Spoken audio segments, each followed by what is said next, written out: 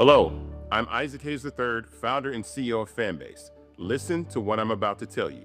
The window to invest in Fanbase is closing. We've raised over $10.6 million of our $17 million goal. That means there's room for less than 6,370 people to invest in Fanbase for the average amount. The minimum to invest in Fanbase right now is $399. That makes you an owner in Fanbase today. Go to startengine.com/fanbase to invest. Why? Because current social apps have taken advantage of users for far too long, with content suppression, shadow banning, harmful racist content, and no real tools for monetization and equity. Fanbase has over 1.4 million users and counting, allowing anyone to reach all their following and monetize their content from day one. Social media is the new TV, and whoever owns the apps that distribute that content have the opportunity to own potential billion-dollar companies. While big platforms with uncertain futures are failing to serve their users, Fanbase is stepping up to fill the gap. Don't wait until it's too late. Invest now, invest for yourself and your future. Go to startengine.com/fanbase and own the next generation of social media.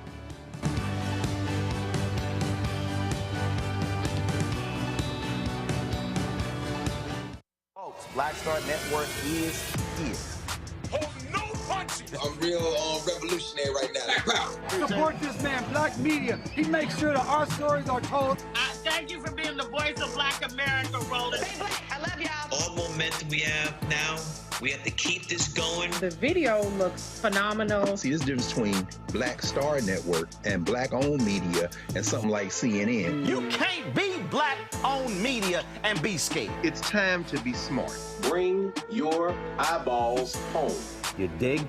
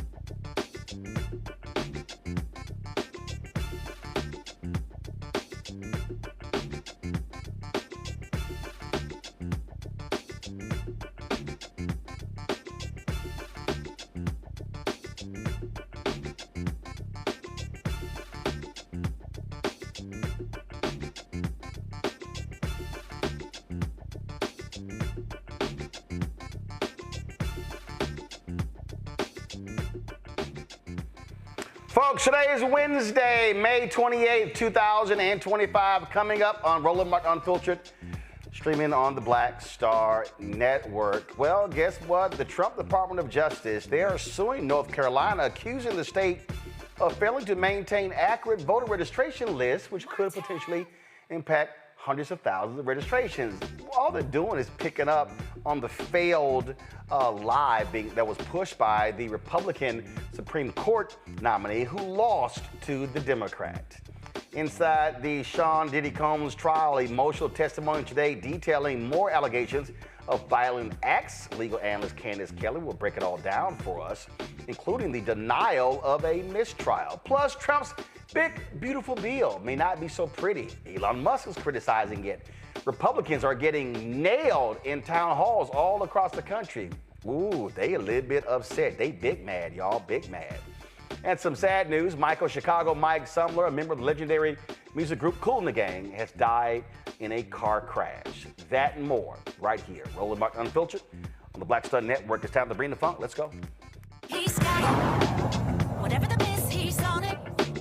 Whatever it is, he's got the scoop, the fact, the find. And when it breaks, he's right on time and it's rolling. Best believe he's knowing.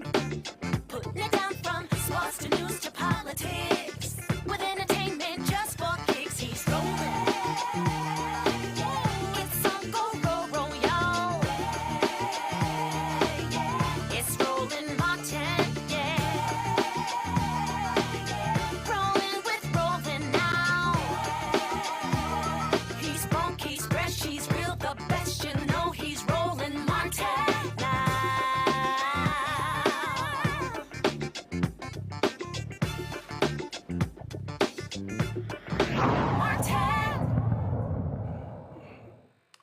Donald Trump's Department of Justice, they don't give a damn about actually the regular, ordinary people when it comes to voting lawsuits. They are shutting down those that impact black and brown people. But now they're taking up a lie that was being pushed by a Republican Supreme Court nominee. You know, he lost after 6 months. He lost to Supreme Court Justice Allison Riggs. Now they are filing a lawsuit against the state of North Carolina, the State Board of Elections, alleging that officials failed to maintain accurate voter registration records for potentially hundreds of thousands of voters, a lot of them veterans. The suit alleges the board violated the Federal Help America Vote Act by registering voters without collecting required identifying information, such as a driver's license number or the last 4 digits of a social security number on forms used statewide since 2004. Now, state officials have been quietly updating the forms last year, but did not reach out to people already registered, which could be anywhere from 60,000 to more than 200,000 voters. As I said, this is what was advanced by the Republican who lost to Supreme Court Justice Allison Riggs. So he lost by 734 votes. So only in his race, he wanted to invalidate some 65,000 voters. A lot of them, y'all, are veterans who vote overseas. He lost. He had to concede the race. But here you see Trump trying to advance the lie. Rebecca Carruthers, Executive Vice President, Fair Election Center out of D.C., Derek Jackson, Georgia State Representative out of Atlanta, Candace Kelly, legal analyst and host of Not All Hood out of South Orange, New Jersey. Glad to have all three of y'all here. So this is beyond pathetic, Rebecca. And again, this is them pushing the lie that this Republican in North Carolina failed on. He kept losing, and now they're trying to take up his cause. You know what, Roland, what makes this even more ridiculous is that the voting rights section of the DOJ has been largely gutted. So it's hardly anyone left over there.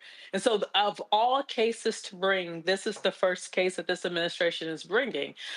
There's several issues with this. Yes, it could potentially impact hundreds of thousands of duly registered voters in North Carolina, but it's going to impact Republicans just like it's going to impact Democrats. The issue here is, as the DOJ is outlining potential remedies, it gets a little bit tricky. Like, for instance, it's saying that North Carolina would have to contact every voter that doesn't have the last 4 of their social security number attached to their voter registration. And if they don't hear from that specific voter, then they'll just assign like a unique numeric code to that voter. So it's still unclear exactly what the DOJ wants North Carolina to do. And then it's also unclear if HAVA, which is what this lawsuit is being brought under, Help America Vote Act, it's unclear if this is actually a remedy that you can do under HAVA. So it doesn't make sense, out of all things to go after with voting rights, that this is what the Department of Justice decides is the most important in this country right now. Yeah, I mean, it's very clear, and Derek, what they're trying to do is they are trying to pick up the mantle of the failure of this Republican, and they want to target, they want to shave off voters. Look, you're in Georgia. Y'all have had to deal with Raffensperger and Kemp wiping folks off the rolls. I mean, they want to shrink the electorate because they say it makes it easier for them to win. Yeah, Roland, you're exactly right. I mean, especially when you think about Georgia, North Carolina, Florida, these 11 Southern Confederate states, since the Supreme Court back in July of 2013 removed Section 5, that pre-clearance requirement, these 11 states went to work.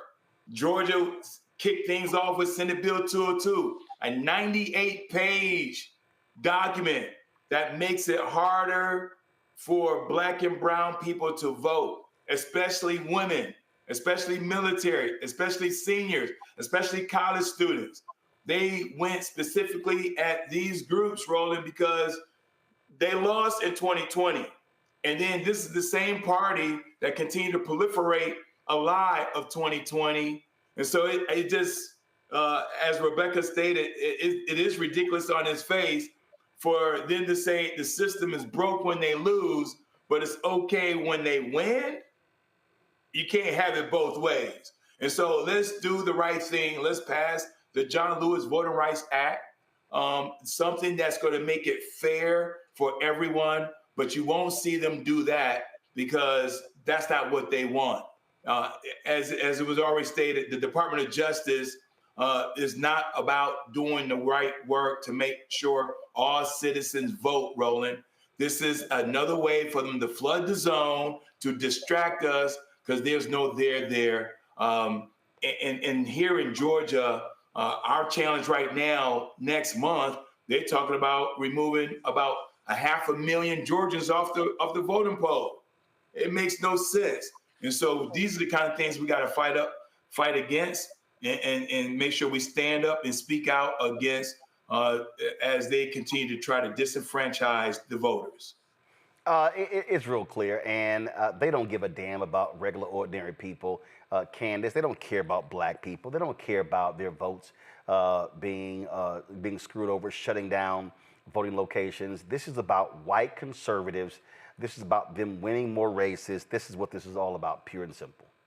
Right. And of all the things that they should be focusing in on in 2025, this is what they're going after, just like Rebecca said. I think the other thing is the effect of this, like Rebecca said too, it's going to be something that's quite the opposite of what they had intended, kind of like DEI. Yeah, it affected mostly white women. Now we're looking at this, it's going to be affect the Republican base also. And then we're talking about due process rights here, right? If you have somebody that is not given a fair opportunity and is duly informed about what is wrong with their voting record in the process that they didn't even know about, you have to give some time. The Civil Rights Division is talking about 30 days to try to correct some of this in some way, shape, or form. But you can't go through a process, especially when it comes to voting rights, and we know how important that is, and just rip these types of rights away before you give a person the opportunity to correct it. They didn't even know that that was a problem. In other words, it wasn't even the fault of the voters. So there are a whole lot of issues that need to be addressed here. But certainly this is something that's not just going to affect Black Democrats. It's going to affect everybody. And I think that is something that the Republicans are being very blind to. Oh, absolutely. And it's abundantly clear. So people just need to understand, just like we talked about with these cases of black folks, motorists being shot and killed by cops, we are not going to get anything from these idiots in Trump's Department of Justice. That the crazy woman over the Civil Rights Division, that fool, that black MAGA fool, Leo Terrell, they don't give a damn about the voting rights of black people. So I'm just letting y'all know it ain't going to happen. So just understand, prepare yourself, that ain't going to happen. All right, got to go to a break. We come back. More on the show. We're going to talk the Diddy trial. Also, I'm going to show y'all how Donald Trump and the Republicans want to play black people. And guess what? Some of it's effective. Donald Trump has pardoned. He's pardoned big-time Chicago gang leader Larry Hoover. But he ain't getting out of prison. I'm going to break it all down for you. You're watching Roland Martin Unfiltered right here on the Black Star Network. This week on A Balanced Life, we are talking about the many women and female role models that play an integral role in our lives, from helping to boost our self-esteem to checking us when we get out of line. These women deserve their flowers for helping us to become who we are today. The women in my lives who have just impacted me so much have challenged me. They're women who made me want to live right and love right. That's all next on A Balanced Life here on Black Star Network. Now streaming on the Black Star Network.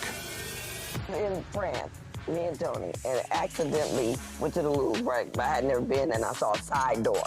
And we got off the little bus. I said, come on, Tony, let's go to the Louvre. I mean, I'm just like, let's go to the Louvre, right? We're here. This black girl is at the door with this white guy, black African girl.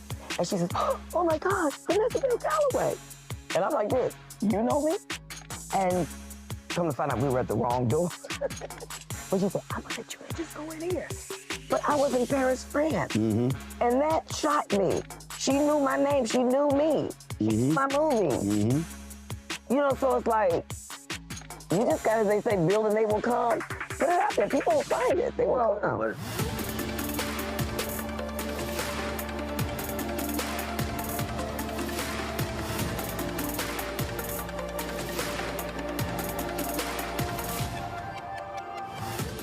This week at the Black Table, we discuss a place, an idea, a dream, and a reality that everybody on the planet should know about. A place called Mound Bayou. What about black people creating their own country, not from the outside in, but from the inside out? That's next on the Black Table, right here on the Black Star Network.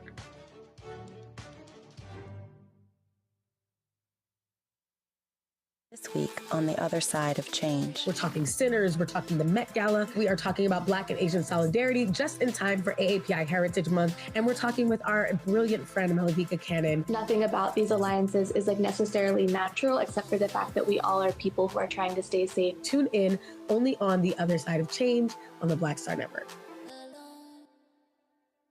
Hey, what's up, y'all? I'm Devon Franklin. It is always a pleasure to be in the house. You are watching Roland Martin Unfiltered. Stay right here.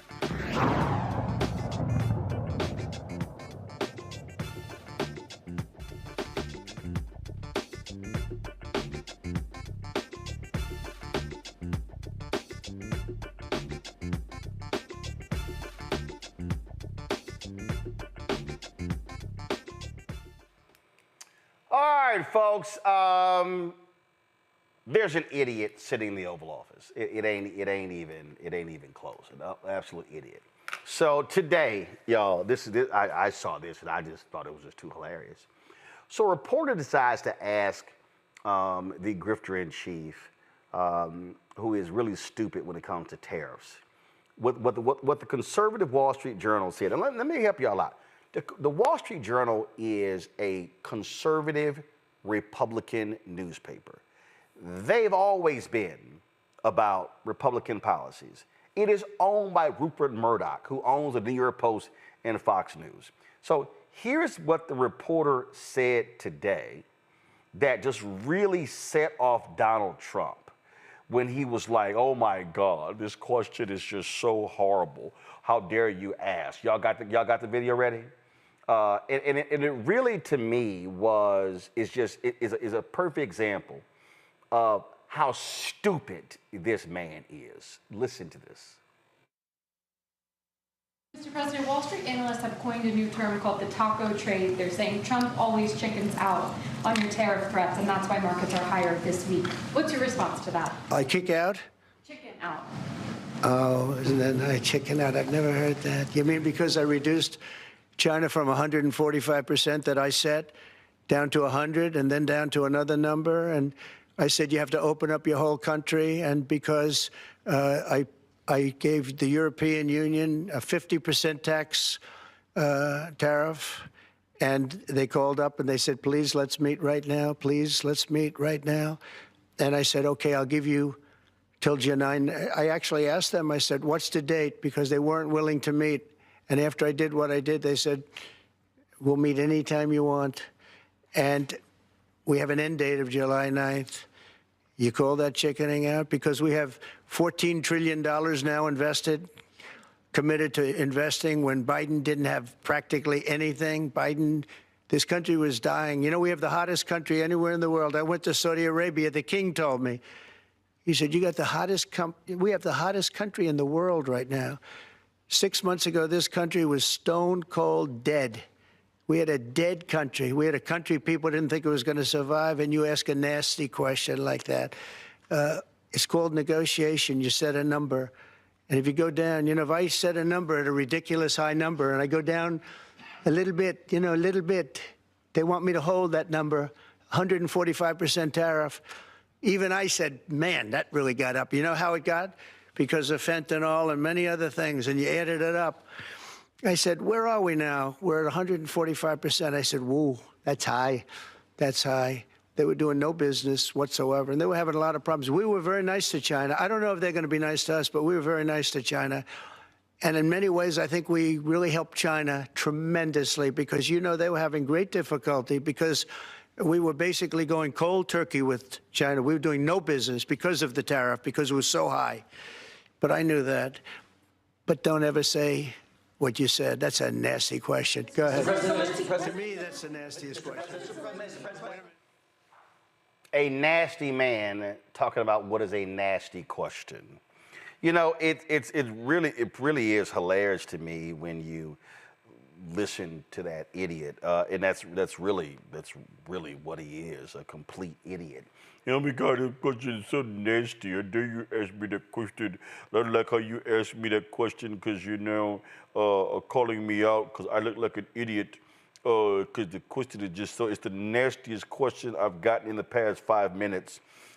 Because what he really prefers is, he really prefers for people to constantly kiss his ass. And so he stands before the cameras and says, oh my God, our economy was dead. Our economy was so dead.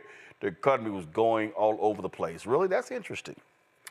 This is the Joint Economic Committee for Democrats. This is, I mean, these are actual facts. This is 2021. The U.S. economy improved during Biden's first year in office, first 12 months, the most in 50 years. Job growth, economic growth, retail sales. Oh, the economy grew at the fastest rate in nearly 40 years. GDP up 5.7%. Look at these numbers. Look at that right there. Let's see here. 5.7% on the far right. That's the most since 1984. That's kind of interesting. And this is from the Bureau of Economic Analysis. This is what is crazy. This is also what's amazing. Derek, I'm going to start with you because he's a liar. He's a liar. MAGA, they're pretty stupid. They believe the lies. Anything that fool says that they fall for. And this is exactly what happens. And the fact of the matter is, the economy improved greatly. The United States economy grew faster than any other industrialized nation post-COVID. So it's a lie. Donald Trump is a liar. He's lying when he says, oh my God, the country was dead. We were almost dead. We were dead. It's a lie. He's straight lying. And this is where, if you're a reporter, you should say, well, I'm sorry, you're incorrect because the economy grew at the fastest rate of any other industrialized country. See, they won't do that. So what they do is, and the same thing happens when you see the people go on. I said the other day when Speaker Mike Johnson goes on with Jake Tapper and he asked him about their crypto dinner. Well, I don't know, I was really busy last week, with the House bill. I didn't hear about any of this. Really? You didn't hear about any of this? And then it will allow them to go on and lie. No, you got to shut the lies down. You know, Roland, again, this is the liar in chief. Right? I mean, someone has a tally thus far, I think documented like 31,000 lies since this dude been in office the first time, 31,000. But here's the bottom line to the essence of your point. Facts and data be damned. They don't care about facts and data. They know 6 months ago the headlines of our economy. Strong, right? Financially solvent. The stock market was a runaway freight train, a bull, if you will. But now the headlines are saying potential recession. The CBO office is saying that this tax cut bill will negatively impact Medicaid, Medicare, and Social Security. It will reduce the solvency of Social Security. The CBO also says that this is going to increase our national debt, another $4.5 trillion. And so when so we can look at the two bookends, what the headlines were 6 months ago and what they are now. It's just amazing that he says some Saudi prince told him that we're hot, as if he shouldn't know what our state of economy, what the health of our economy. Well, first of all, let's be real clear. The Saudi king, let's be real clear here, okay? The Saudi king, Ken, is, I don't believe nothing Trump says. So when Trump says, well, the Saudi king told me, I don't believe that fool. I don't believe that fool at all, because he gonna lie about that. Again, liars will lie. All this man does is lie. That's what he does over and over and over again, Candace. And so when he said, again, everything he said that was a lie.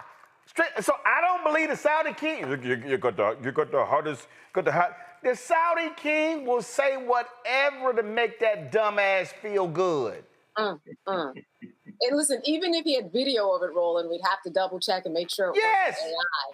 You know, we have to double check everything. We don't know these days. Trump acts in a way that anything anybody says secretly or behind closed doors on private phone calls, they all are loving Trump. They're all in Trump's favor. I think that one of the things that's so interesting, as you said, with the Wall Street Journal being a conservative operation, which it has always been, right? Rupert Murdoch's of the world. Here was a paper calling him Taco, right? Trump always changes chickens out. So you got this thing going on where the press is supposed to be his friend. He could not have won any election, as with anybody, but especially not Trump. Was not going to win an election without the media being his friends. So number one, he is losing that groundswell of support. And even if he's not, that's what it looks like. Second, you called him Taco. And what do you think about when you think about tacos? Mexicans. I mean, this was just way out of the league. And I think the 8th grader in him, which is what we often see, and how he negotiates, was just did not like the name calling. Besides anything else, besides him flipping on the tariffs, besides him not getting, the media support, Trump liked to be the leader of the bullies in the 8th grade. And in this taco calling, he lost out. They bullied him into answering a question. They bullied him and now have given him this name that's certainly going to stick. He doesn't want to be associated with anybody that should be deported from the country. He doesn't want anything to do with tacos, anything to do with Mexican, anything to do with anything. So they really got him. And I think that that's where a lot of his angst and his anger was coming from in this press conference. And again, he's a liar. We can't get around the reality here, Rebecca. This is a massive liar. I believe nothing that comes out of his mouth. If Donald Trump says, oh my God, it's really raining outside, I'm literally going to go to the window and double check. I don't believe anything that fools. If Donald Trump I believe nothing this man says because he will lie about lies. If Trump said it was raining outside, I'm going outside after my silk press without an umbrella.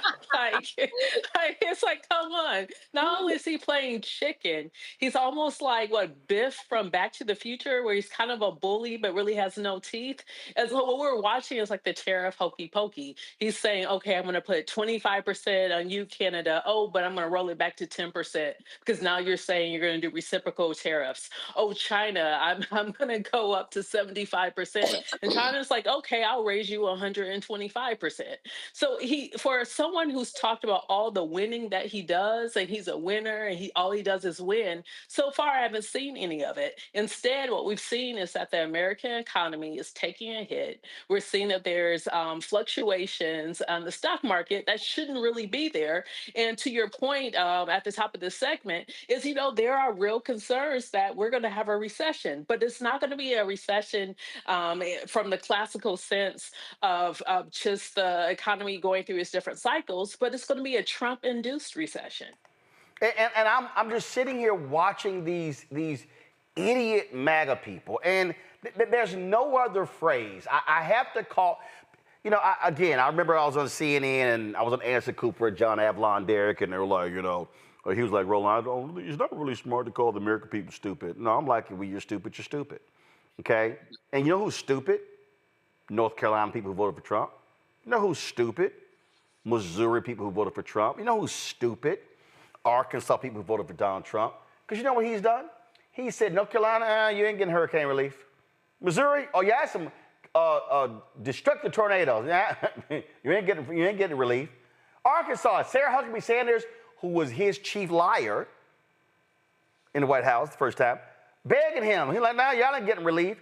These dumbasses voted for him, and he goes, oh, I'm sorry, when the hurricane tornado hits y'all, go to hell, kick rocks. I'm giving you nothing. And these idiots still like, yeah, he's my guy, that's my guy. Listen, you got to add Georgia to that mix too, Roland. at Georgia because he declined to give us our $5.5 billion for FEMA for a hurricane that happened last fall. He also negatively impacting our plan in terms of our infrastructure, our electric vehicles charging station, all the federal grant dollars that former President Biden had already tailored to come to Georgia. He already told Brian Kemp, the governor, hey, I ain't sending you your money. So you got to add Georgia to that mix, Roland. These individuals keep kissing the orange butt and getting zero things in return. And this is a transactional president that refuses to do the things that he should be doing. And the last point I would say is this too, though, Roland. You mentioned about the coins, the meme coins, the $5 million per person or $1 million per person. That's extortion. That's extortion. But the Republicans don't want to call it that, right? So the Speaker of the House, I was busy that day. I'm not sure what was going on. Really? This guy's, he's an extortionist. They don't want to call him that. But what do criminals do? What would a 34 felon count criminal would do? Criminals conduct crime. Mob bosses, they conduct crime. And that's what he's doing. He is robbing the American people right before our eyes. This is the greatest heist I ever seen that even Hollywood couldn't even dream up such a movie as this. And Rebecca, this is actually how Fox News responds. Let's see. I think we have a leak. Like that, it's just like don't even, I mean, they laugh about this whole deal. That's what I'm telling you. I am very clear, Rebecca. Whoever runs for president for the Democrats in 2028, this is how they should respond. Are you going to release your college transcripts? Hell no. Are you going to release your medical records? Hell no. Are you going to put your investments in the blind trust? Hell no. In fact, fuck it. I'm launching my own coin. No, I mean, I'm serious. Again, it literally, I keep trying not to cuss. So y'all, if y'all want to hear me cuss, go ahead and turn it down. I keep trying not to cuss. And when did you try? I've like pulled back on something, but I'm telling y'all, this is what matter of fact, this is what I need in 2028. I need in 2028, there's a great scene in Harlem Nights. My man Red Fox. And y'all might remember the scene in Harlem Nights. It was opening the scene. They were doing craps and they were complaining about my man's eyesight. And they made him go put on some the glasses. And then he came back, and man, they were sitting here razzing my man, talking about my man, dissing just giving him hell. And finally, Red Fox just got tired of them sitting here messing with him. He just got tired. And the character was Benny. Y'all remember Benny? And again, they were just sitting here and just dogging my man. And he was like, you know what? I'm really getting tired of y'all sitting here dogging me by my glasses. And I never forget, he gave the best response to his haters. And this should be the response of any DM running in 2028 when people start asking them to do some stuff they never asked Donald Trump. Go to my iPad, Anthony. Enjoy the game, gentlemen. Fuck y'all. That should be it right there. Man, fuck y'all. I'm serious. I mean, because again, there's no advantage playing by the rules. If you are a Democrat, you are literally playing by a set of rules, standards that Republicans. What we are literally seeing the raping and the pillaging of America before our very eyes. And they like, yeah, I don't see nothing. I don't know what y'all talking about. We good. So I'm telling you, them should be, all right, that's how y'all want to play. Go on Fox News and they should be jamming their ass. Y'all ain't saying nothing? You ain't saying nothing. Oh, I'm sorry. Because he's doing it out in the open, we all good. Nah, man, that has to be the response. Rebecca, that has to be the only way you respond. Here's the thing. There are no rules right now. And if people want to play the same political games and the same gamemanship, we're gonna be stuck in the same path. First of all, this dude has already said that he's gonna run for a third term. So at that point, that is an opening. That's an opening. That's an opening pitch to the other side of, hey, do you believe in democracy or not? Do you believe the American people get to decide who's going to be the next president or not? And are you actually going to talk about the issues that American voters say that they want to talk about? And so whoever becomes the nominee on the Democratic side has to spend a lot of time talking about how they're going to restore faith in government, why government can be a good and transformative thing, and then roll out a plan on how to do so. And that person needs to start today, not just like, no offense to Bernie Sanders and AOC, not some self-serving tour, but actually a tour across this country where you're actually talking to the people, hearing everyday issues, and you're bringing people into the process of how together we could solve it. And so far, we haven't heard that from the Democrats. Instead, we're seeing like these messaging things that are showing up in response to what Trump and the Republicans in Congress are doing. Quite frankly, that's not effective. And so right now, the Democrats aren't actually showing that they have the ability to win in 2028. And considering what Trump is doing, that's a shame. That's why, Candace, I'm telling you, as far as I'm concerned, if I do any show and they bring up that bullshit ass book by Jake Tapper and Alex Thompson, I'm gonna do the classic black move that Chris Tucker perfected in Friday. Going on with that. That's what I'm gonna do. I ain't answering that bullshit. I ain't answering it.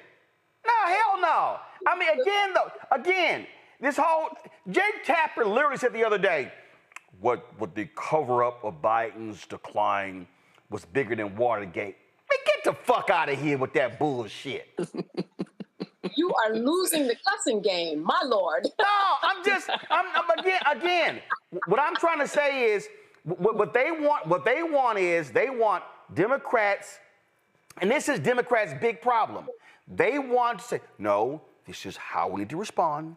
This is the right way. Do the right thing. We've got to be bigger than that. And I'm sitting there going like, they don't give a damn. And I keep saying this. Democrats could be 500 yards away from the line. They go, hey, don't get near the line. The Republicans go, what line? You know, I'm glad you mentioned Jake Tapper, and I'll get off of him for one sec, but I got to get on him because what he did was not just self-serving, but it was just bad journalism. If you had all this information that you thought was worthwhile and that people should know about, why not share it? Why were you sitting in it the whole time so you can make a buck off of it?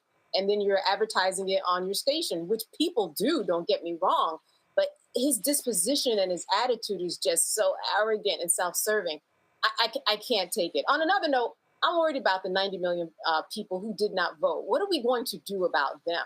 Sure, we're in a position now where we can follow precedent and do what Donald Trump did, but it's only going to cause, like Rebecca said, more chaos. We have got to get off of this idea that, hey, you're going to do this, well, I'm going to do this too, because when it comes time for another election to happen, things are going to look way different, especially if he runs again. Everybody's going to be throwing their hat in, and it's just not going to serve us, meaning that what Trump is doing is not going to serve us in the same way. So we have a lot of work to do, but there's certainly a lot of doors that are open for us to do the work.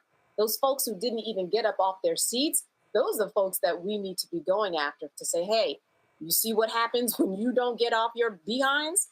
Let's go out here and let's make a difference. Go vote. Well, I just want, again, if I am engaged in something, Derek, Rebecca, and Candace, if I'm in the middle of something, and if I'm sitting here abiding by a set of rules, and y'all not, I'm like, oh, that's what we doing? Okay, bet. That's how we rolling? All right, let's go. That's how I'm going to respond, Derek. And I'm telling you right now, I think in this moment, I just believe that just like, people were criticizing Glenn Ivey the other day because Glenn Ivey went to El Salvador and he was there trying to talk to Abrego Garcia. And again, the right loves to sit here and play these games. All right, like you said, the NRCC, they posted a tweet. Democrat Glenn Ivey proudly declared, "I'm the congressman that represents an alleged MS-13 gang member, domestic abuser, illegal immigrant. Democrats will choose foreign criminals over American families every single time." And you know what? If I'm Glenn Ivey, first of all. If I'm Glenn Ivey, and let me go ahead and play this clip because this is him in El Salvador. So let me play this, and I got something to say to them punk-ass Republicans on the other side. Play it. I'm the congressman that represents Tomar. I came all the way down from the United States after we contacted their ambassador, after we'd made formal requests to our ambassador, to the El Salvadoran government. And we came here to visit him today. And now they're telling us we got to go all the way back to El Salvador, to San Salvador to get a permit. That's ridiculous. We ought to have a chance to come in and visit. They knew we were coming. They knew why we were coming. And they know we have the right to do this. So they need to just cut the crap. Now again, Republicans are going. So if I'm Ivey, this is how I'm going to say it. I'm here in El Salvador trying to see one of my constituents who the Supreme Court said 9-0, bring them back. That's how you do this, Derek. Because see, and here's what happens. I saw this one story. They said that Democratic leader Hakeem Jeffries was telling Democratic members, stop going to El Salvador. No. You make due process the story. It's due process. And you say everybody deserves due process, whether you're this person, whether you're a brother and sister who is being charged in a crime. See, they want to play this little game. Well, no, he's illegal, so he don't get it. There's going to be, no. He got a record, so he don't get. Hold on. So who now gets due process? This is how you got to fight back, Derek. Yeah. No, listen, Roland. I don't disagree with the approach, but let's be honest here. There are two sets of rules. We've mentioned it on your show many times over. We played the what if this was Barack Obama game. And we all know if this was Barack Obama, he would have been tortured on day one. If Barack would have came out with 142 executive orders that was contrary to the Constitution, come on, Roland. And so the game for us, put aside the Democrat Republican for a second. There's the other dimension to this too. It's if you and I did something in society, the expectations are different for us as a black man. And their expectations for Candace and Rebecca are different as a black woman. And so we just don't get the opportunity and the options unlike the orange dude in the office. Think about this for a second.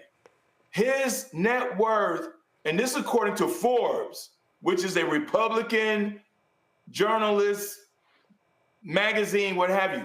They said his net worth in 110 days has more than doubled, Roland.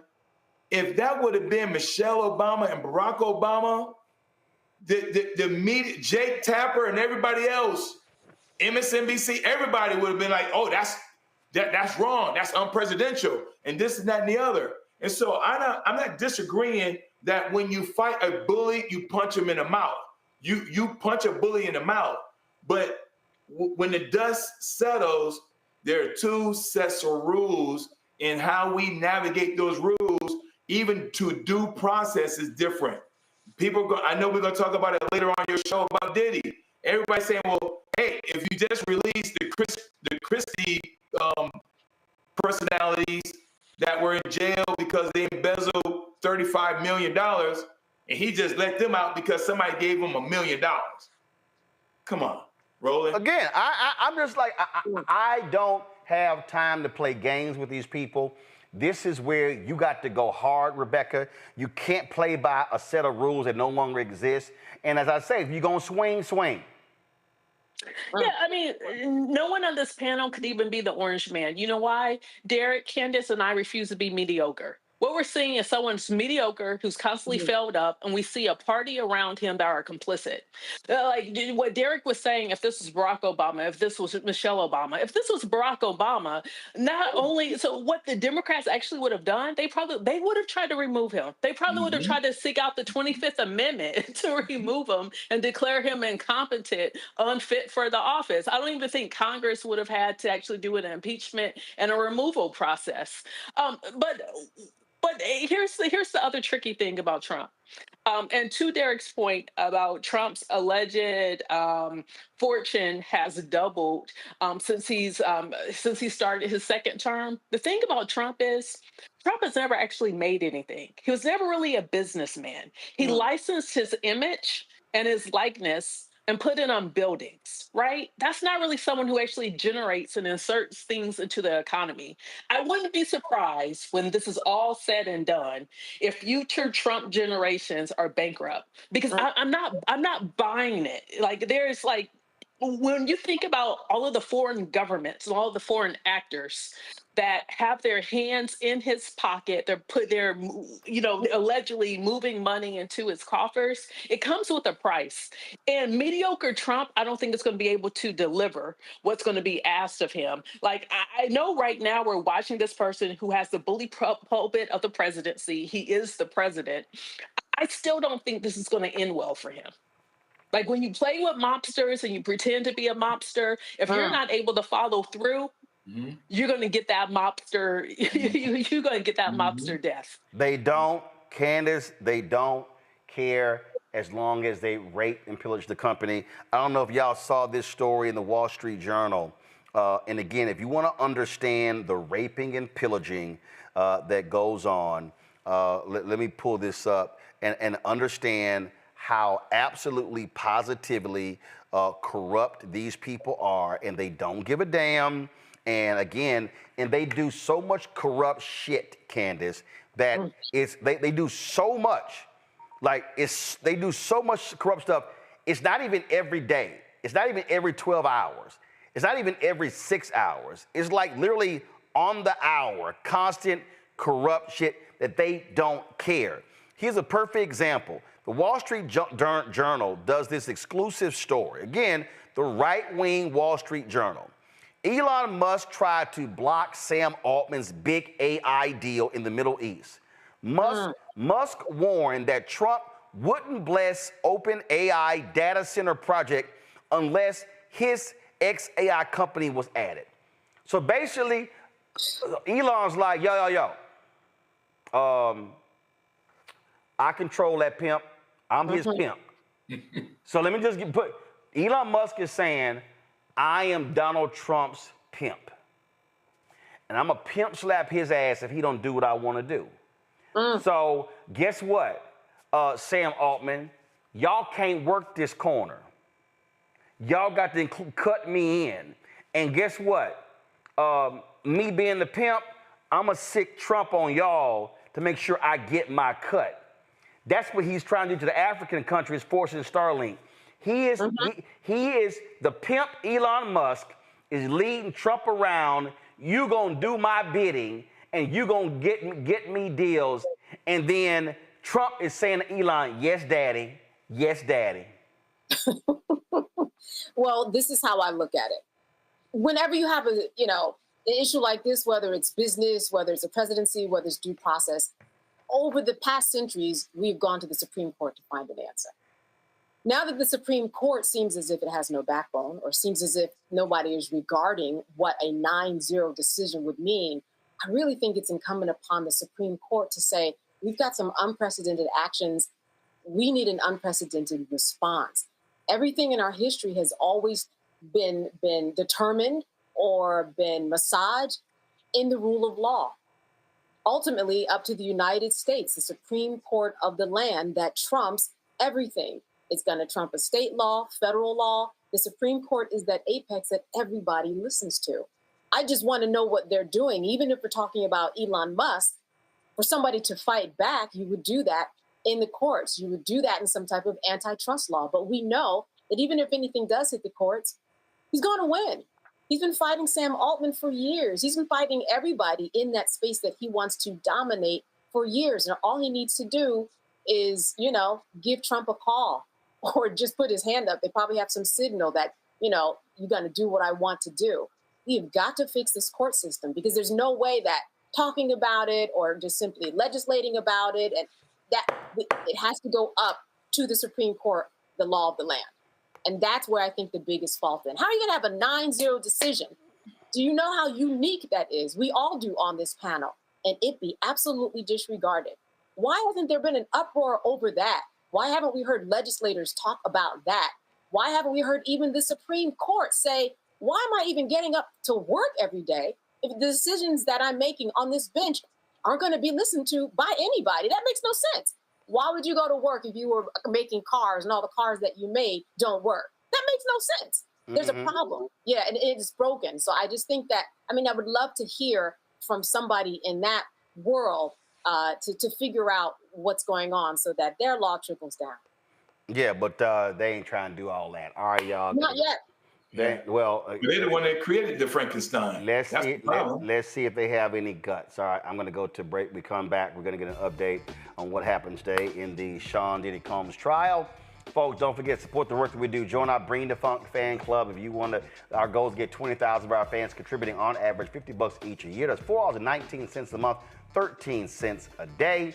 If you want to support us via Cash App, use the Stripe QR code. That's this right here on the screen. You can also, of course, go to blackstarnetwork.com, RolandMartinUnfiltered.com to actually see it, get it as well.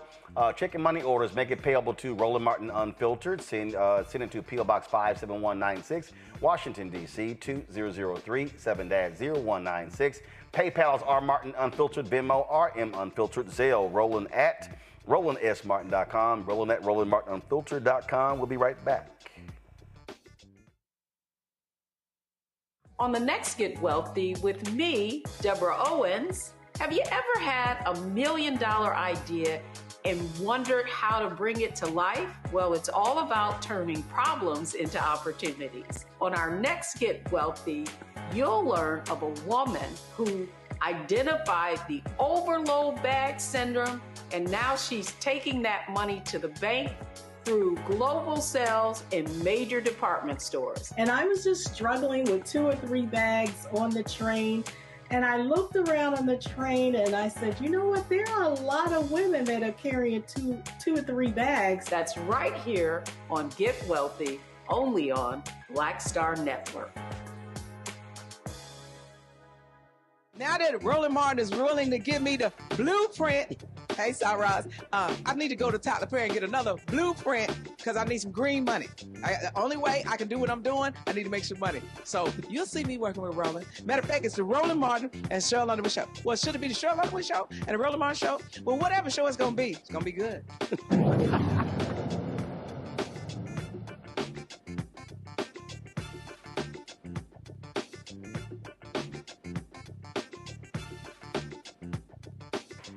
All right, folks, more wild testimony today in the federal trial of Sean Diddy Combs in New York City. Candace Kelly, legal analyst, what happened? Let's talk about this mistrial, and let's talk about LAPD officer Christopher Ignacio. He's the one who arrived at the scene when Kid Cudi said that somebody broke into his home. He ran a license, because he saw a car, a black SUV Cadillac that was there, ran the license. It belonged to who? It belonged to Bad Boy. So that was a connecting of the dots of a revelation. But I think more importantly, when we talk about the mistrial or the mistrial that was asked for and denied, there was an arson investigator by the name of Lance Jimenez. He was the one who found the Molotov cocktail in Cuddy's home. So we're talking about a totally different time from this other break-in, if you recall.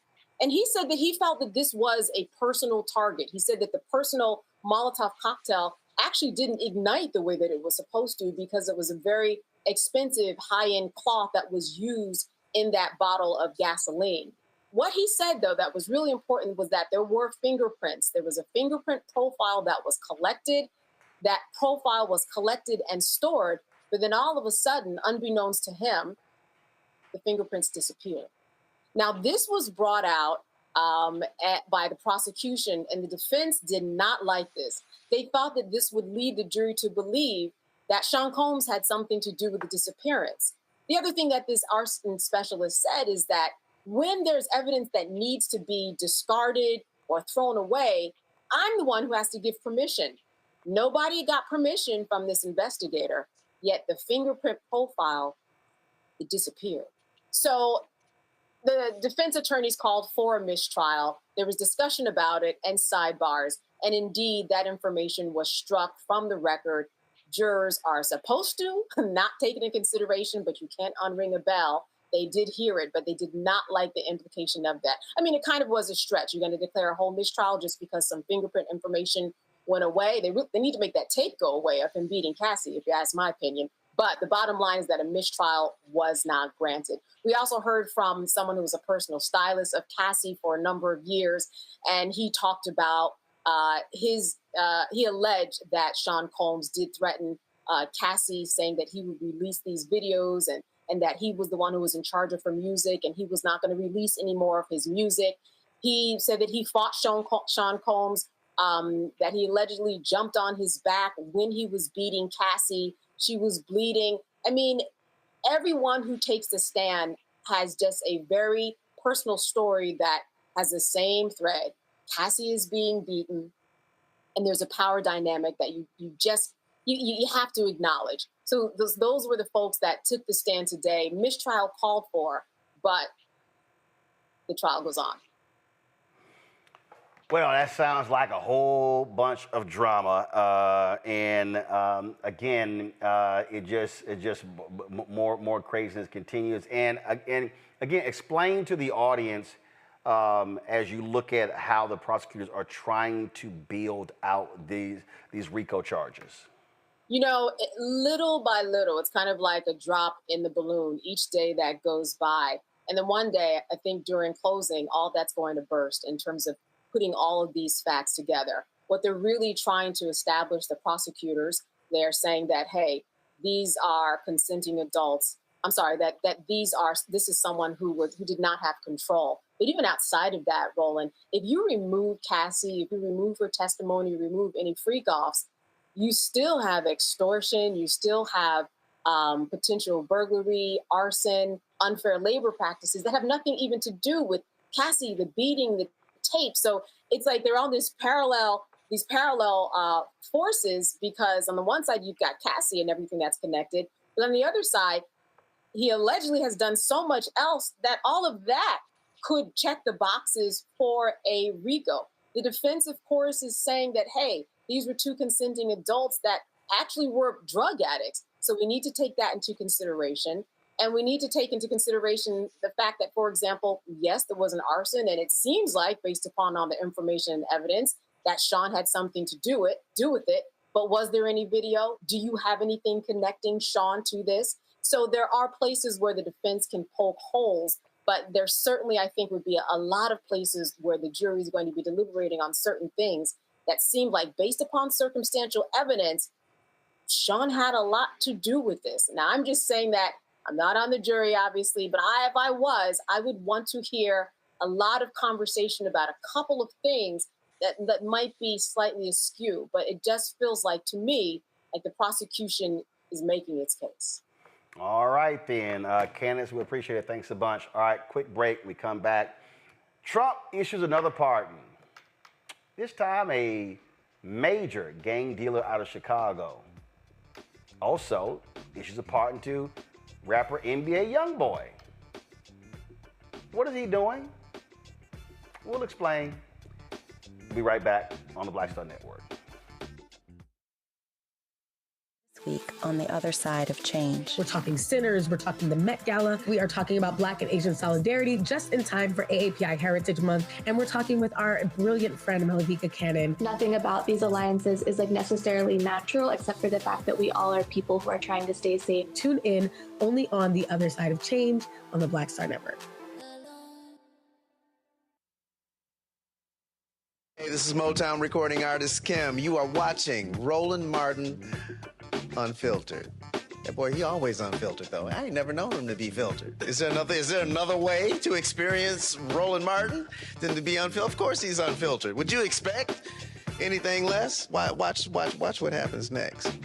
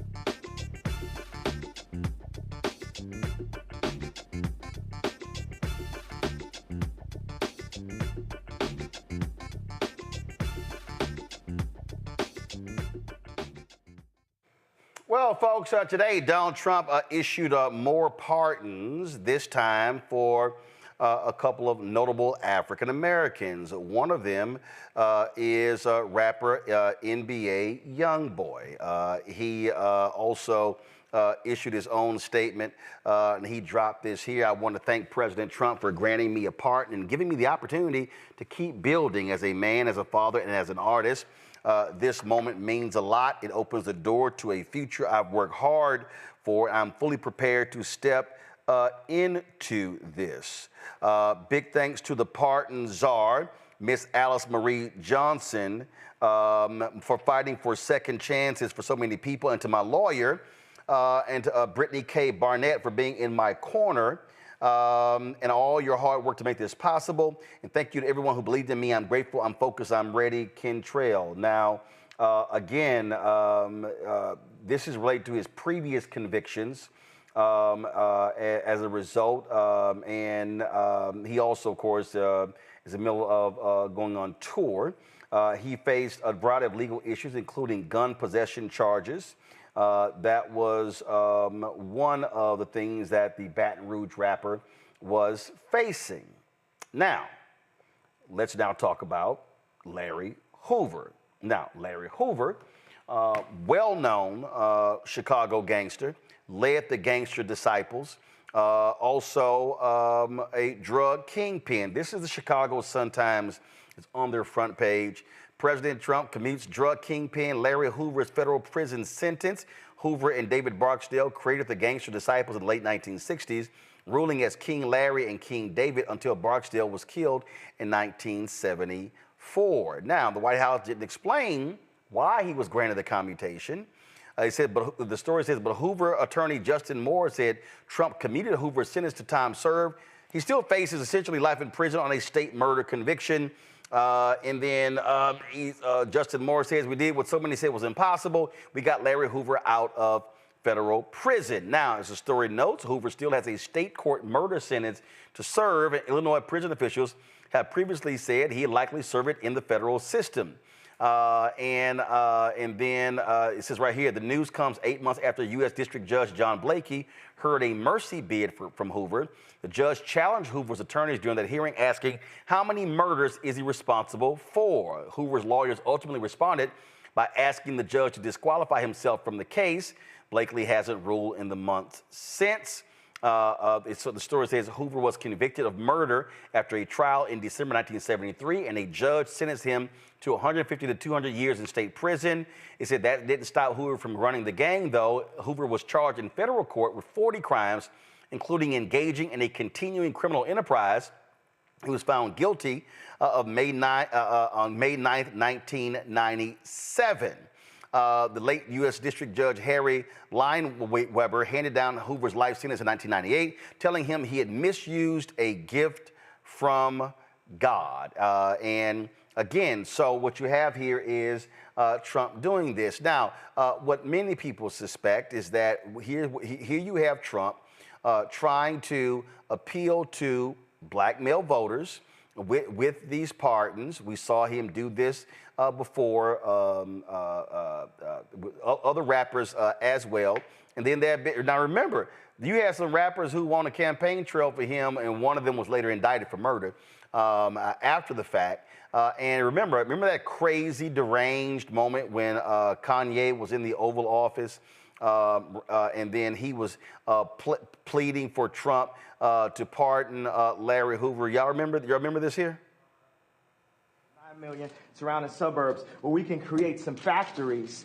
Now, I think it would be cool for them to be Trump factories because he's a master of industry. He's a builder. And I think it would be cool to have Yeezy ideation centers, which would be a mix of education that empowers people and gives them modern information. Like sometimes people say, this kid has ADD, this kid has ADD. You don't have ADD, school is boring. It was boring, it's not as exciting as this. We have to make it more exciting, we have to mix curriculums. You play basketball while you're doing math. You learn about music while you meditate in the morning. We have to instate mental health and art programs back into the city. So those are, and also Larry Hoover is an example of a man that was turning his life around. And as soon as he tried to turn his life around, they hit him with 6 life sentences. So I believe you say don't tear down the statues. Larry Hoover is a living statue. He's a beacon for us that needs to see his family, that needs to go out and represent. When you have a block leader on every single block, they can own the block as their own. That's something I learned from Jim Brown, from A Mayor I Can. We need to put curriculums from people who really came from the streets, not people who are just trying to set us up to go into a work system or prison system that applies to what people are really going through, which Jim Brown has created. What about gun violence with all the debate about the Second Amendment going on? The problem is illegal guns. Illegal guns is the problem, not legal guns. We have 7 So that was Kanye in all of his ranting. Now, Chris Toller, we've seen Chris Toller on our show many times, and with the Black Voter Project, and he posted a series of tweets. And I think he's also on the money. So this was a tweet right here. The neighborhood publicist said he's going after a certain demo hard, and I fear it may work really well. Chris goes, this is my worry too, and not so much that he will win over a ton of new voters from this, but it will make it more difficult to convince certain people it's worth their time and energy to go out and vote against him or his party in the future. Now, that was one of the tweets that Chris had posted. And then this is what he also said. He said, this is exactly how the far right plays right into the misinfo machine, something that was very effective creating apathy among black men in 2024.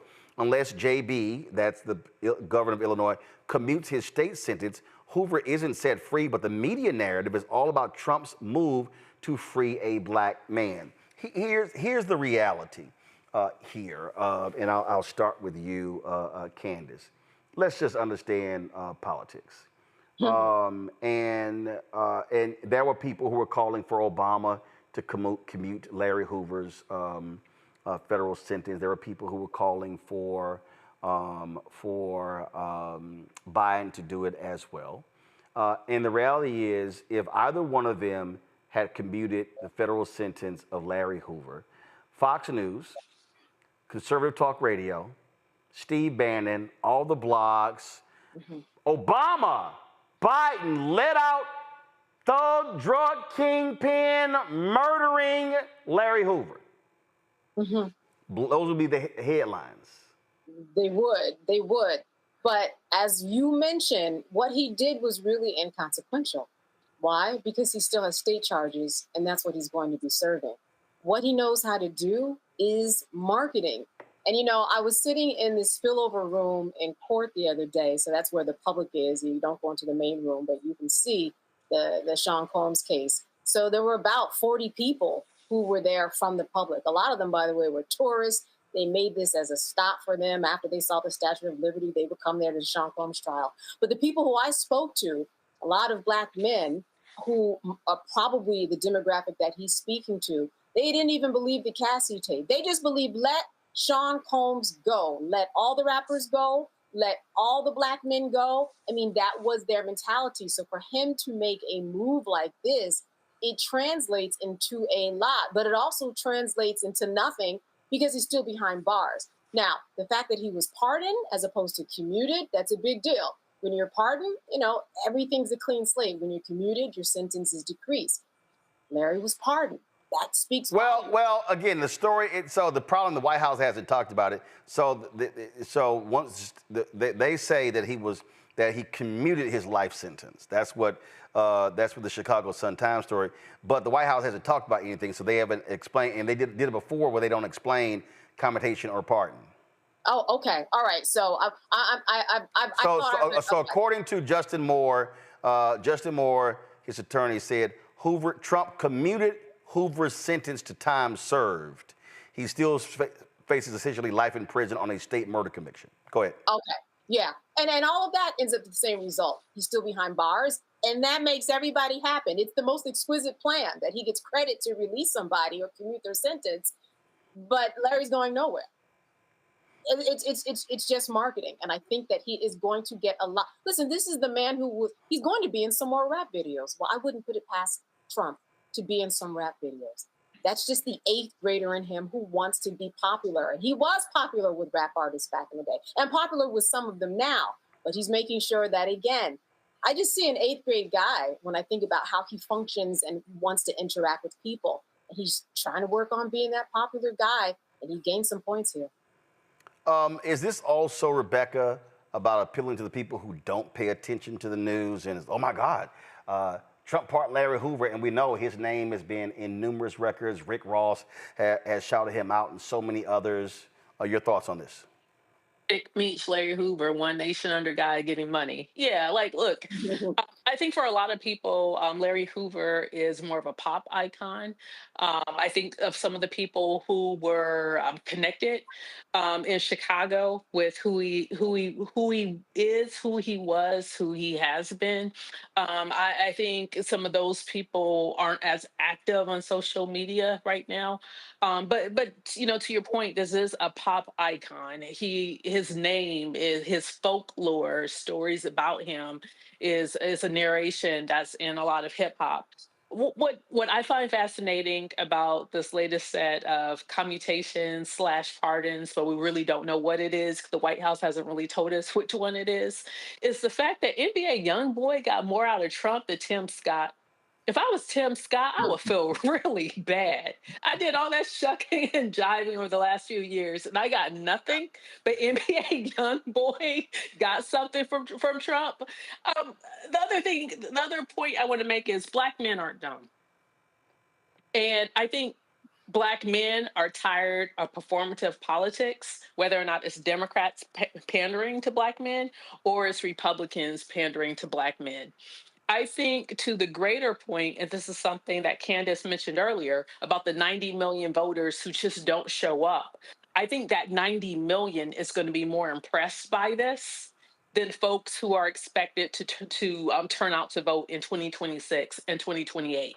But what I find interesting in the pivot towards Black men is with that crypto party that happened last week, one of the people that was there was Lamar Odom. Now, I mean, I'm not exactly going to count Lamar Odom's pockets. I don't think he has $1 million or $5 million to invest in crypto.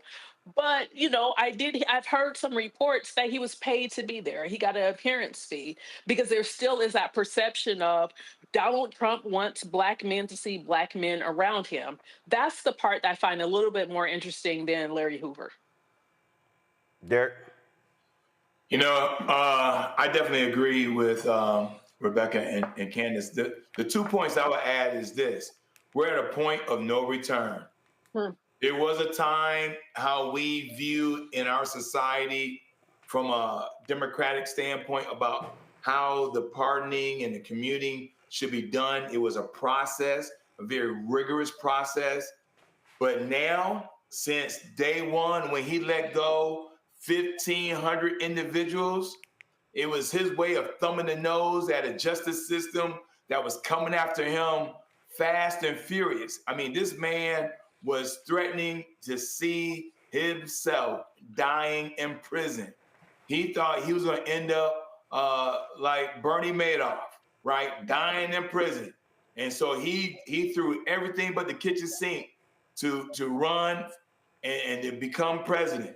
And so now that he is in that seat, Roland, we're at a point of no return. He's saying, you know what? I'm so transactional. The hell with the rule of law. The hell with justice. I don't care what the perception may be.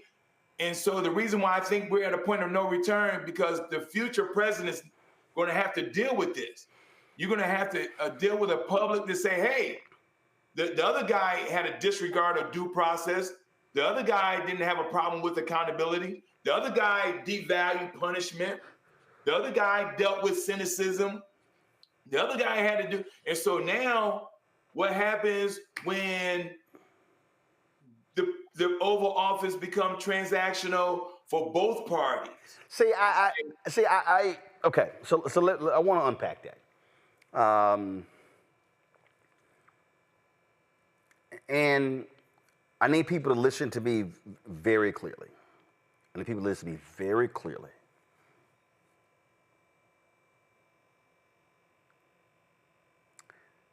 Even when Obama was there, one of the critiques that I had is that I felt that President Obama played it too safe. And what I often argue is that the presidency it holds tremendous power. And what we've had are individuals who know about the power, but have been unwilling to maximize the power. And there have been instances where I believe that it was too safe. Take these pardons. Derek is right. This whole idea of a process. I can tell you, up until I visited the White House Friday before the inauguration, and there were battles going on inside of the White House regarding pardons. Pardons for former Congressman Jesse Jackson Jr., pardons for former Congressman Jefferson out of New Orleans, pardon for Marilyn Mosby. I was told that Biden drew a red line for what he deemed public official corruption. That was his red line. That's why he issued those pardons. I disagree with him, especially on Marilyn Mosby. That pardon should have been granted. I thought it was BS that she was convicted for using her own money. But I believe the problem, and I said this earlier, and I wasn't joking when I said that Democrats play too nice. It's like what's artificial. 2010, I was fed up watching how Obama was responding to Republicans and even some Democrats. This is what I wrote for CNN.com. Anthony, go to my iPad. Time for Obama to go gangster on GOP. And this is what I said. Civil rights activist Fan Lou Hamer made famous the phrase, "I'm sick and tired of being sick and tired." For me, I'm sick and tired of Democrats having power and being unwilling to use it. I've always respected Republicans when they had power because they were willing to use it and maybe apologize later. I then talked about Obama watching Republicans block many of his appointments, and now he says he made it clear to them that he will, quote, consider, unquote, making some when the U.S. Senate goes into recess.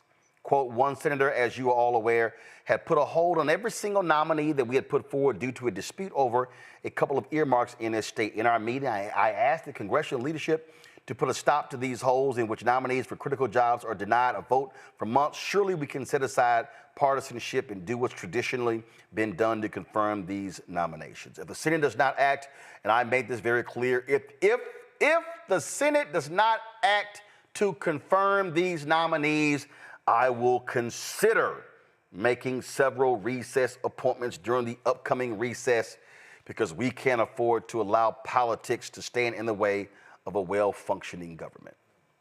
I write, this is where the president needs to show his toughness and just do it. Forget threats. The actions of Senator Richard Shelby and other Republican obstructionists will continue if President Obama allows them to run roughshod over him. When you're the top dog, you do what you have to do to govern. Allowing Republican senators to continue to deny your appointments is nonsense. If all of them choose to support a filibuster, then you take it to the American people and show the obstructionists for what they are. You get your grassroots movement fired up to stand up and do something. The political right used its base to go after Democrats who blocked appointments to the federal bench and other positions. Why not be just as aggressive? And if there are members of your own party who stand in the way, such as Senator Ben Nelson, then you also blast them and make them pay for acting so foolishly. This president got rolled by the Senate over health care. His team made some boneheaded mistakes, and now they are paying for them. Continuing to play footsie with opponents will only get him into more trouble. He should set a deadline to have his folks confirmed. If not, appoint them all during the recess and go on about your business. Obama's critics keep blasting him for Chicago-style politics. So fine, channel your inner Al Capone and go gangster against your foes. Let them know that if they aren't with you, then they are against you and will pay the price. That beautiful big budget bill we're going to talk about in a second, there were some holdouts, some Republicans, hardcore. Trump looked him in the eye and said, get your ass in line and vote for it. They did. It passed. What I'm saying here, Candace, is that I disagree with how Democrats do pardons. We're going to wait till the end of the year. We're going to issue all of them around Christmas like it's a gift. No! The power is literally with the president. The president can issue a pardon or a commutation anytime, any day. Damn it, do it. And let me be real clear. Fuck Fox News. Fuck conservative media. They're going to criticize you anyway. So you do it. And if they say, why don't you do it? Because I'm the president. See, again, this to me is when you play a game with folk and you don't let it be known, I am the president, yo ass deal with it. And if y'all want to swing, let's swing. Recess appointments, hell yeah, do it. I'm not threatening you. The moment y'all hit that damn gavel in recess, appointment. Boom, boom, boom. Don't play games with me, I'm going to do it again. At some point, and here's the other thing, whether they want to own it or not, this is actually one of the reasons why a lot of people didn't vote for them last time. Because they are responding to strength. And let me be real clear. Donald Trump is a thug. Donald Trump is a misfit.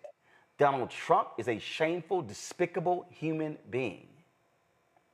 What he is doing is maximizing the office of the president to its full potential. I think, frankly, he's breaking the law as well, but the Supreme Court gave him a get out of free jail card.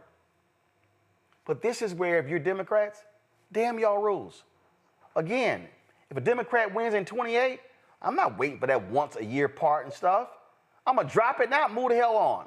But you know what they do? Once a year, and then the media they pick it apart. Republicans criticize, then some Democrats. Look at all the Democrats. Look at all them whiny ass Democrats, Candace, who bitched and moaned because Biden issued preemptive pardons for his family and others. And the fact of the matter is, he was right. This asshole would have investigated every single one of them. They would have ran up multi-million-dollar legal bills, and that's and that's why Biden did it, and he should have actually done it. Now, the other thing, when you talk about timing and doing it just at one part of the year because, it's a gift of some sort, when it's really the right that a president has at all times during his presidency, is that you throw people off. You get these pardons in all throughout the year where a lot of people aren't paying attention because we are trained to look at pardons at a certain part of the year. So again, this is just breaking rules with power that you actually do have. You are right in that the Democrats have to play it a lot differently and exert their power in a different way, to a point, of course, where it's legal. But this is one of those things where you can push the envelope a little bit. And it's something that, listen, he's using effectively and using it as a campaign strategy, right? For someone who's trying to get votes if he, hopefully in his estimation, runs again. So it's all strategy, it's all marketing. But when it comes to these pardons, it is indeed power that he has that we are so much more tight-fisted with, and it doesn't serve us good. And Rebecca, remember, President George W. Bush commuted the sentence of Scooter Libby, who unveiled the name of a CIA operative. But remember, people got to remember that Dick Cheney was mad as hell because Bush did not give a full pardon. And people were really upset by that. Libby still had to pay the $250,000 fine, still stay on probation for 2 years, and that's how he did it. Well, guess what? Trump is issuing these pardons, and these people who he's letting off, there are fines that have been imposed. I think the number's approaching $100 million, Rebecca, that these people don't even have to pay back. So there were victims a part of these crimes. He's like, nah, y'all ain't got to pay the money back. Don't worry about it. Don't worry about it. We good. This is, we really got to unpack this because, one, I don't support the criminal legal system that we have in this country. It does not bring justice. It does not rehabilitate people. And I don't think it's working. I think it's failing. But when we're talking about pardons, I would say having arbitrary pardons is also a problem as well. There should be a clear standard of, hey, this is what you do in order to get a pardon. You shouldn't have to know Kim Kardashian. You should not have to know other high profile people in hopes that maybe your name will be whispered somewhere in the White House and maybe perhaps you'll get a pardon. So I don't like how pardons are issued under Democratic presidents. I typically don't like how they're used under Republican presidents either. But what Trump is showing, so for the next future presidents who actually want to do good in this country, the thing that Trump is showing is how you maximize the presidency. Like, it's power. It's not absolute power, but in this world, it's very close to it. There's a lot of transformative change, a lot of positive things that can happen through that White House. And so the next person who gets in that White House, if you actually believe in the power of this country, the power of the people in this country, then use it for good. Don't be feckless. Don't be so caught up into the histrionics of what the opposition party is going to say. Do your thing because the Supreme Court has already said that you can do so. So we actually need someone in the White House who has that power, who will wield that power, but will wield it in a just way. And bottom line is, if they're going to criticize you anyway, well, damn it, just roll with it. Listen, I understand need for a process, but here's a reality. in that, and again, I accept this for what it is. I'm not saying it's great. I'm not saying it's perfect. I'm not saying all of that. But the fact of the matter is this here, is that when it just says right here, Article 2, Section 2, Clause 1, that the president shall be the commander-in-chief of the Army and Navy of the United States and of the militia of the several states. When called into the actual service of the United States, he may require the opinion in writing of the principal officer in each of the executive departments upon any subject relating to the duties of their respective offices, and he shall have power to grant reprieves and pardons for offenses against the United States, except in cases of impeachment. That's all it says. That's all it says. It actually, and I totally understand what Derek says, what Rebecca says, what Candace says. It doesn't call for a process. It literally says the power rests in the hands of this one individual. This one individual can decide for whatever reason they want. In fact, this individual doesn't even have to give a reason.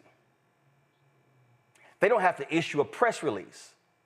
And what I am saying is, for Democrats, you need to toughen your ass up. And you need to buck up and recognize that when you have the power, you fucking use it. Because you're not always going to have it. I say it to people all the time. Obama's only going to be there 8 years. Period. Not 9, not 10, not 12, 8. And when I was championing for him to appoint a black woman to the Supreme Court, not that feckless ass Merrick Garland, he had 10 months left. And black organizations, black female organizations, were scared to publicly call for him to do it. And I said, what the hell are y'all doing? The hell with invites to the White House. He is gone in January, but that Supreme Court justice could be there for the next 30, 40, 50 years. But a lot of black folks, no, we don't want to pray. And I'm just telling y'all right now, I've told this story beforehand. They had a Black History Month reception in 2016, and it was the seasoned saints and the young folk. And here we were at the White House at the reception, waiting for folks. The reception started late because the meeting had ran over. And I never forget, I ran to Wade Henderson. Wade, did anybody in the meeting raise the point about appointing a black woman to the Supreme Court? No. I ran to Melanie Campbell. I ran to Rashard Robinson. And I was like, how in the hell were all of y'all in that meeting and nobody looked that man across the table and said, Mr. President, we stand here right now and we want you to appoint a black woman as Supreme Court Justice to replace Antonin Scalia? Well, some of us didn't want to say anything because Loretta Lynch, we hear she's on the short list and she was sitting right next to him. I don't give a shit if she was sitting right next to him. Y'all had an opportunity sitting in front of the President of the United States, and here were all of the young bucks and the OGs, and not one black person had the audacity to bring it up. They were silent. And I just shook my head. I said, I cannot believe y'all did that. And the letter that they had written, the black female groups, they slid it across the table to Valerie Jarrett privately. I said, what the hell are y'all doing? You need noise. So what I am saying is when you have the power, you use the power. And you use it for good. You don't let off somebody who gave $1 million at a dinner and Donald Trump like, sure, partner her son. But you use it for good. But see, when you try to play it safe, when you, what are going to be the optics? Ooh, what are they going to say? What's the right going to say? What the left is going to say? You spend too much time giving a damn about what the right and the left is going to say. Then they ask, why'd you do it? Because I'm the fucking president of the United States. That's why. Next. That's how you respond. I'll be back.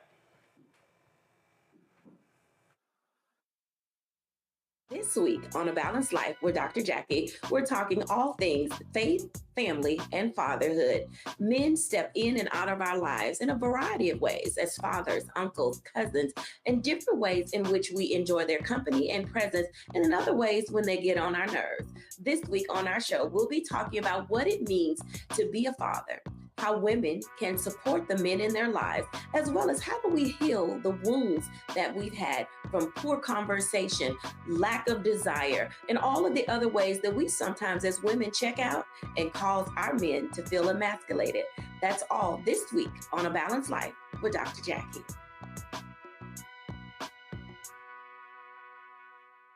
Coming soon to the Black Star Network. Let's go.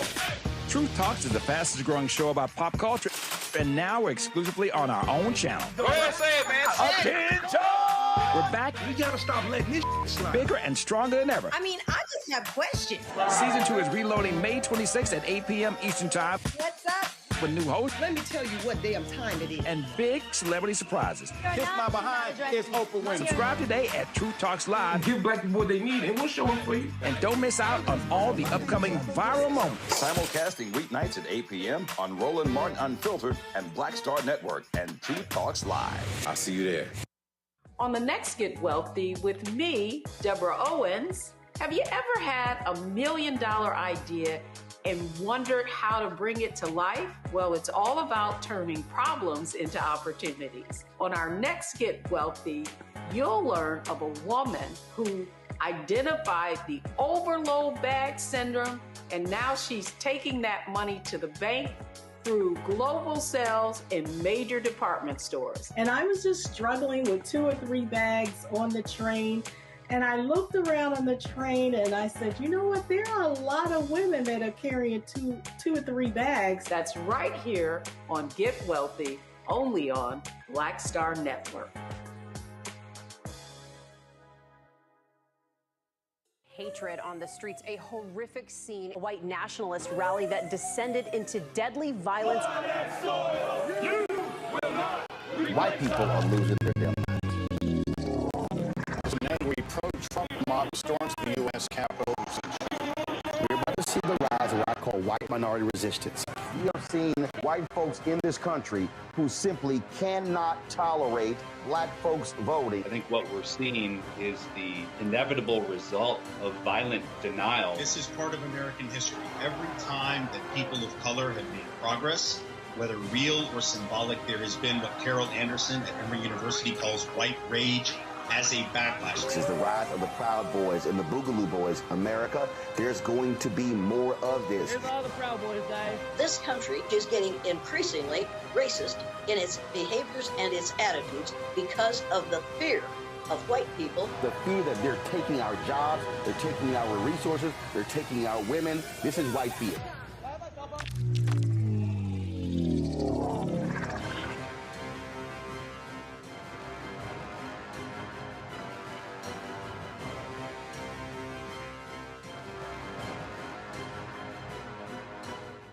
I'm Russell L. Honoré, Lieutenant General, United States Army, retired, and you're watching Roland Martin Unfiltered.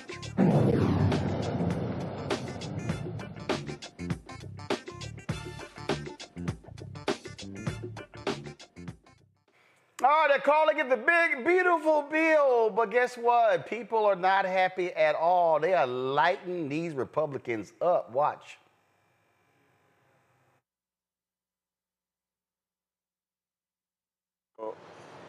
You know, I was like disappointed to see the massive spending bill, frankly, which increases the budget deficit, not just decrease it, and undermines the work that the DOGE team is doing.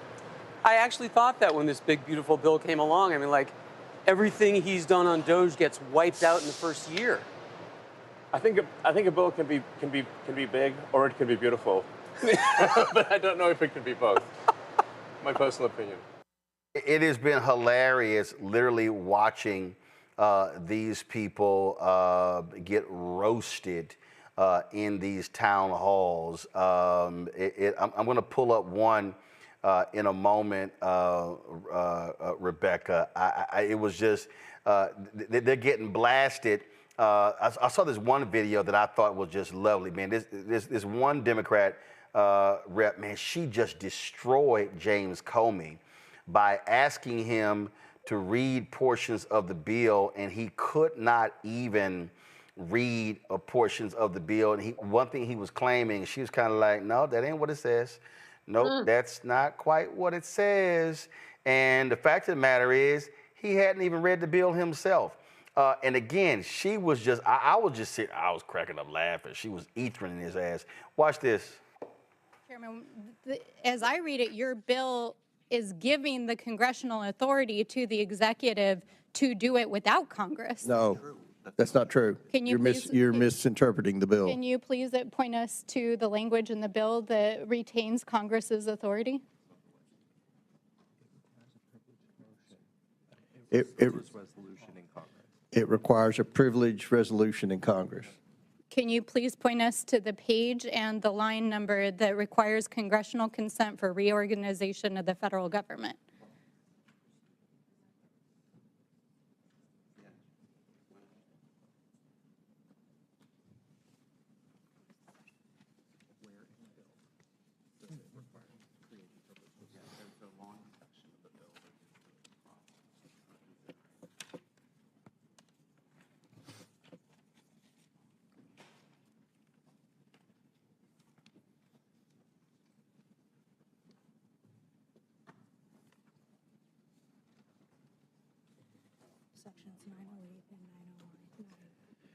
In sections 908 and 909 of Title V.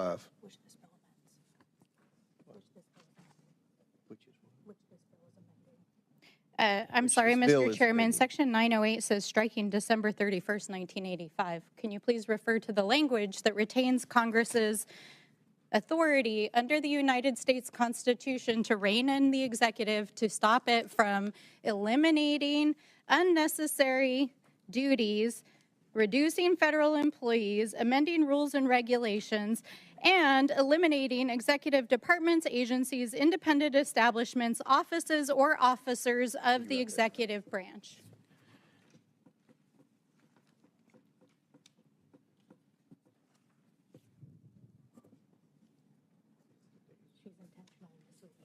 You're intentionally misrepresenting the bill. Mr. Chairman, I'm reading the bill, and No. I'm asking you as the Read the bill. sponsor to point to us where your bill, which you are trying to pass through this committee today, retains the authority of Congress. It changes the date to 2026. Y'all, but it just gets better. A Mike Flood of Nebraska, yo, he straight ass got cooked by his folks at his town hall. Man, give me 1 second. I got to pull this up, y'all, because this was just too damn good. I mean, he had a town hall, and he made the biggest mistake you could ever make if you stand in front of the people and you admit, you know what, my bad, I ain't really read the bill. Watch this. Can you please tell us why you voted to approve a budget bill that includes Section 70302, which effectively prohibits federal courts from enforcing contempt orders? Please let me read my question. I only got 30 seconds. Which would then allow current and future administrations to ignore those contempt orders by removing the enforcement capabilities.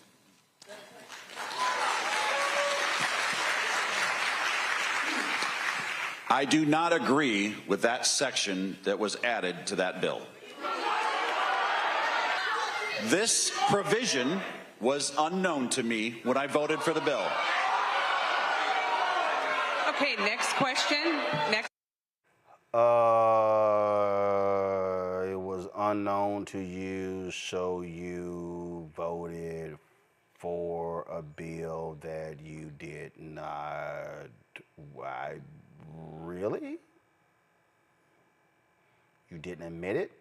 Here's more. The president is destroying our democracy by defying the courts and the Constitution, attacking and silencing free speech in the media, allowing security breaches, erasing history, using tax dollars and presidential power for personal gains, blaming DEI and using it to discriminate, and promoting eugenics and genocide, all while showing signs of cognitive decline. Your votes, actions, and inactions show that you are a fascist politician, so please explain how you are not encouraging fascism, and are you going to invoke articles of impeachment against Trump?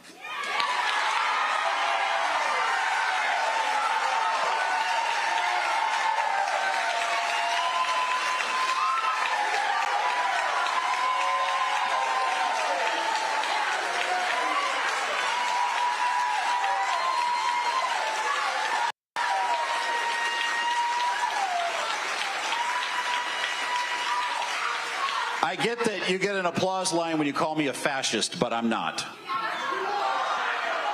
I am You're fascist, but you are somebody who ain't read your own damn bill.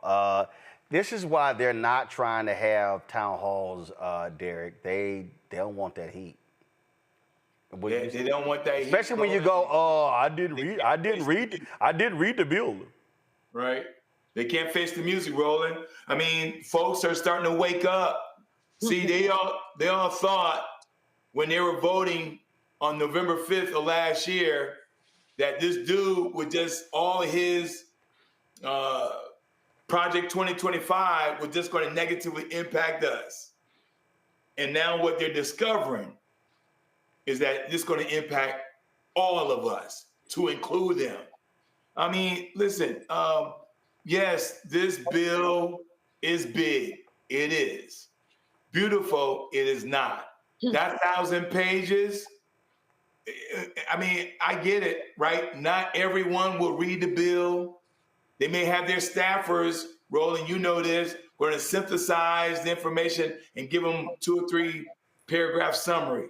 They don't read it. Now they're being called out because citizens are going line by line because they realize this is going to hurt them so much as it relates to Medicaid, Medicare, Social Security. And then here's the thing, Roland, for your listening audience. When government revenue declines due to tax cuts, here's the little dirty secret. That's less money available for those crucial things that we all demand.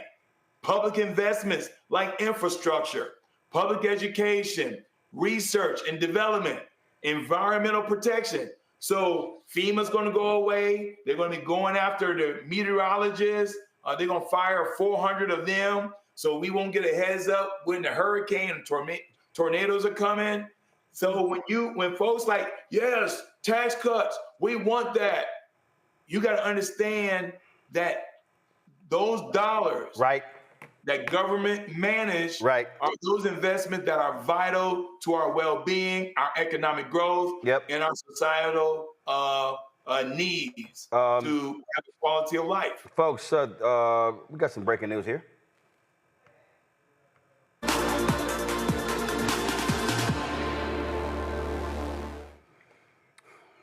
Well, guess what? A federal judge has ruled that Donald Trump broke the law when it came to the 1977 International Emergency Economic Powers Act. And so you remember all those Liberation Day tariffs he announced? They were like, yeah, that's got to go because you were wrong. Go to my iPad. The court holds for the foregoing reasons that i.e. EPA does not authorize any of the worldwide retaliatory or trafficking tariff orders. The worldwide and retaliatory tariff orders exceed any authority granted to the president by i.e. EPA to regulate importation by means of tariffs. The trafficking tariffs fail because they do not deal with the threat set forth in those orders. This conclusion entitles plaintiffs to judgment as a matter of law, as the court further finds no genuine dispute as to any material fact. Summary judgment will enter against the United States. The challenged tariff orders will be vacated and their operation permanently enjoined. This is a three-judge panel That's a huge ruling, Candace. And again, the video that I showed you of that Democratic Congresswoman challenging James Comer, like, dude, y'all don't just turn the authority that's granted to Congress to the president. He kept sitting there arguing, oh, he can do this, declaring that the economy was a national emergency, and they're like, no, it wasn't. And not only that, but when we look at this and everything that he's put in place, this essentially wipes out everything. Now, the question is, will it be followed? The question is he going to do something to try to trump what they already put in place? Because look what happened to the Supreme Court. I think that kind of rests in the back of everybody's mind. But for today, in this moment of breaking news, essentially what they're saying is that everything that he's put in place is wiped clean. Rebecca, he stayed losing when it came to losing in 2020, and his ass losing a lot with these federal judges. Yeah, what's really important to point out, we do talk about the Supreme Court often, but remember the federal judiciary is largely comprised, in the last 10 years, the majority of folks have been appointed, have not been Trump appointees. So there are pro-democracy, pro-voting rights, pro-quote-unquote rule of law judges that are on the federal bench all across the country. And one thing that we are noticing in this presidency is that Trump is losing when he has to go to the federal courts. When he's going to the Supreme Court, it's been a mixed bag. But it is affirming to know that the judiciary is trying to prove that it has not fallen to what appears to be a fascist. And this is the U.S. Court of International Trade, these three judges. And so I'm sure we're going to be seeing a crazy, demented rant on Truth Social, Trump's joke of a social media platform. Let me thank Rebecca, Derek, and Candace for being on today's show. We appreciate it, folks. Thank you so very much.